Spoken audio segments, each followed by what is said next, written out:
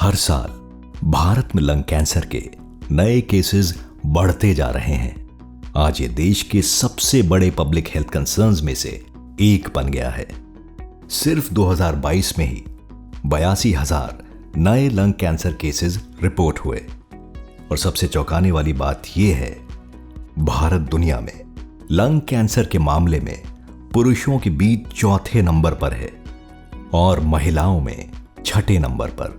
लोग अक्सर सोचते हैं कि लंग कैंसर सिर्फ स्मोकर्स को होता है, लेकिन सच यह है कि 10 से 20% केसेस नॉन स्मोकर्स यानी वो लोग जो धूम्रपान नहीं करते उनमें भी मिलते हैं।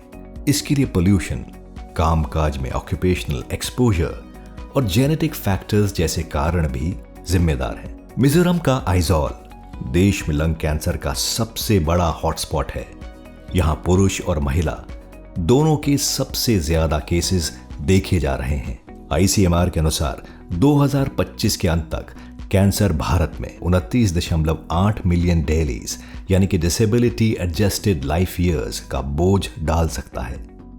मतलब लाखों लोग अपनी सेहत और उम्र दोनों खो रहे हैं। Why are non-smokers यानी कि जो धूम्रपान नहीं करते हैं getting lung cancer in India? आइए जानते हैं। बेसिकली देखिए, जरूरी नहीं है कि पेशेंट खुद स्मोक करे।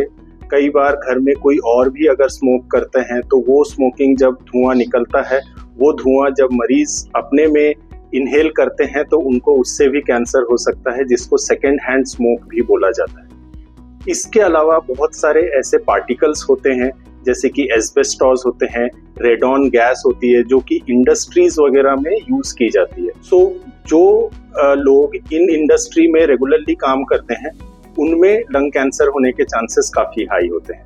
इसके अलावा देखिए, आजकल एयर पोल्यूशन बहुत हाई है। 1 से 2% जेनेटिक भी होते हैं ये चीजें, बट जेनेटिक लंग कैंसर काफी रेयर है।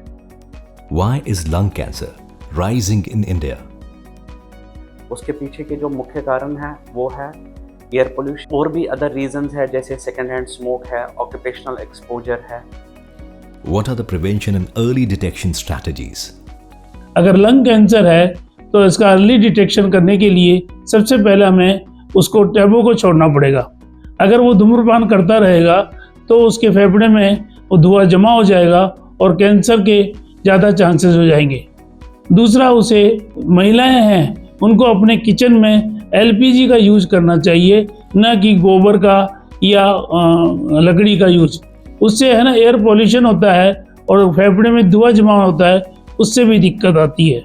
तीसरा, अपनी प्रोफेशनल लाइफ को भी, जैसे एस्बेस्टोस है और वर्कर है कंपनी में, उसे उसका ध्यान रखना पड़ेगा।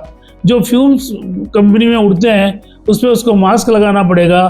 ध्यान रहे, लंग कैंसर अब सिर्फ स्मोकर्स की बीमारी नहीं रही। इसे रोकने के लिए हमें इन 3 चीजों पर ध्यान देना होगा: अर्ली डिटेक्शन, अवेयरनेस और क्लीन एनवायरनमेंट। आखिर स्वच्छ सांस लेना सबका अधिकार है और हम सबको मिलकर कड़े कदम उठाने पड़ेंगे। याद रहे, लंग कैंसर की जितनी जल्दी होगी पहचान, उतनी ज्यादा बचेंगी जान।